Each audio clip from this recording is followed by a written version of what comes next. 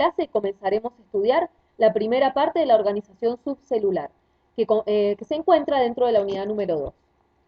Nos sumergiremos en el estudio de la organización de la célula eucariota, abarcando en este caso los límites celulares y subcelulares que comprenden a la membrana plasmática y a la pared celular. Y finalmente nos abocaremos a estudiar el núcleo de la célula. Como les dije, comenzaremos viendo los límites celulares y subcelulares. En este caso, veremos la composición y estructura de la membrana celular. La membrana celular o membrana plasmática cumple con varias funciones. Entre ellas, define los límites de la célula, separando el contenido celular del exterior. Por otro lado, regula la entrada y salida de sustancias hacia adentro y hacia afuera de la célula. Recordemos que es una barrera semipermeable y selectiva. Además, veremos que la capa interna y externa de la membrana plasmática difiere en su composición química. La membrana plasmática está formada por los siguientes componentes, cuya variación dependen del tipo celular.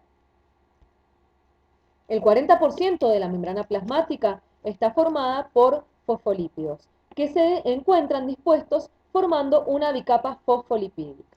Los fosfolípidos contienen una cabeza polar o hidrofílica y una cola no polar o hidrofóbica. La cabeza hidrofílica se encuentra orientada hacia el exterior de la membrana o hacia el citoplasma de la misma. En cambio, la cola hidrofóbica se encuentra orientada hacia el interior de la bicapa. Esta disposición de los fosfolípidos formando una bicapa constituye una eficaz barrera contra el pasaje de muchas sustancias hidrofílicas y de partículas con carga.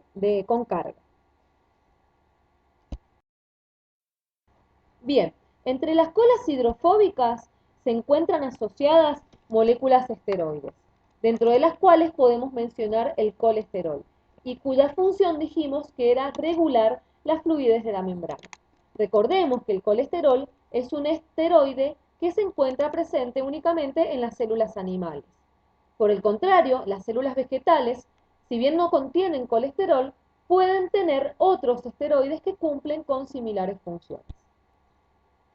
Otro componente muy importante en la membrana plasmática son las proteínas, que se encuentran en alrededor de un 60%. Las proteínas pueden ser proteínas integrales de membrana o pueden ser proteínas periféricas. Estas cumplen con diferentes funciones. Pueden ser enzimas, pueden ser receptores o pueden ser proteínas de transporte.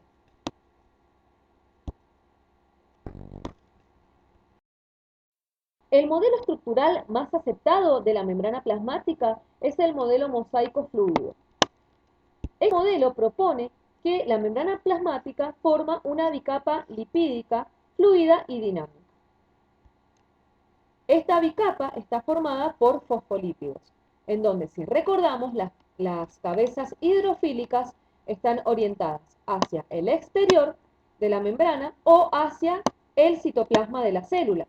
En cambio, las colas hidrofóbicas de estos fosfolípidos se encuentran hacia el interior de la bicapa. Por otro lado, dijimos que esta membrana podía tener asociado a las colas hidrofóbicas moléculas de colesterol en el caso de las células animales. Además, otros componentes muy importantes de las membranas plasmáticas dijimos que eran las proteínas. Estas proteínas pueden ser proteínas integrales de membrana, lo cual quiere decir que se encuentran embebidas en la membrana plasmática, o pueden ser proteínas periféricas, que se encuentran asociadas a esta membrana plasmática a través de los fosfolípidos o a través de las proteínas integrales. Por otro lado, recién mencionamos que la cara externa de la membrana plasmática difiere en su composición química a la interna. ¿Esto qué quiere decir? Bueno, significa que la cara externa de la membrana plasmática tiene asociados moléculas de hidratos de carbono. Estos hidratos de carbono pueden asociarse a los fosfolípidos, formando glucolípidos, o a las proteínas, formando glucoproteínas. De esta manera, digamos, el conjunto de hidratos de carbono que se asocian a los fosfolípidos o a las proteínas, forman lo que se conoce como glucocáliz.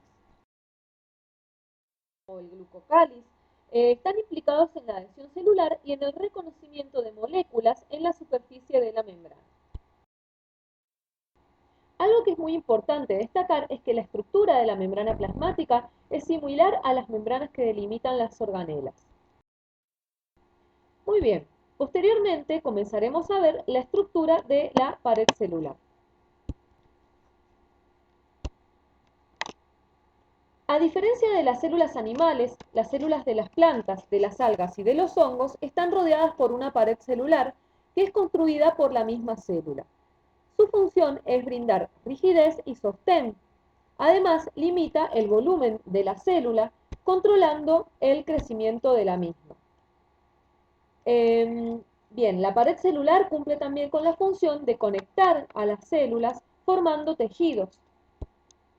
Por otro lado, se sabe que esta pared celular es porosa.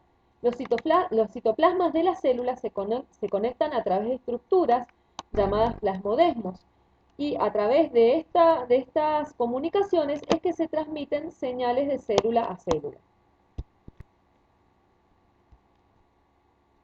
Por otro lado, la pared celular controla la diferenciación de las células vegetales. La composición de esta pared celular está formada por pectinas, que forman la laminilla media, están formadas por celulosa, que forman la pared primaria, y que esta pared primaria se forma cuando las células vegetales comienzan a dividirse. Además, están formadas por lignina. La lignina está presente en la pared secundaria, que aparece cuando la célula vegetal madura. La lignina contribuye a darle mayor rigidez a la pared celular de la célula vegetal.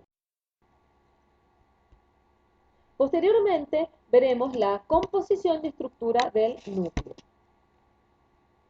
El núcleo, bueno, es una parte muy importante de la célula porque es el que porta la información hereditaria.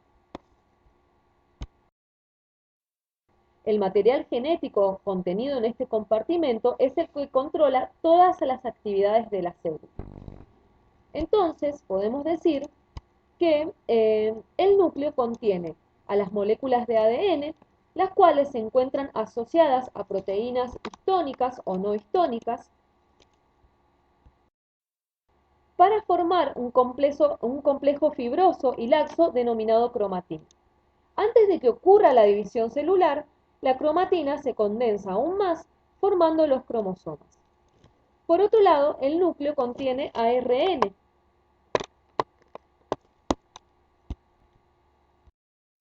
y además contiene una estructura compacta denominada núcleo, que es en donde se produce el ensamble de las unidades ribosómicas. El núcleo posee una envoltura nuclear que está formada por una doble membrana, el contenido nuclear del citoplasma. Estas dos membranas se fusionan a intervalos en los poros nucleares. Los poros nucleares están formados por diversas proteínas que forman el complejo del poro.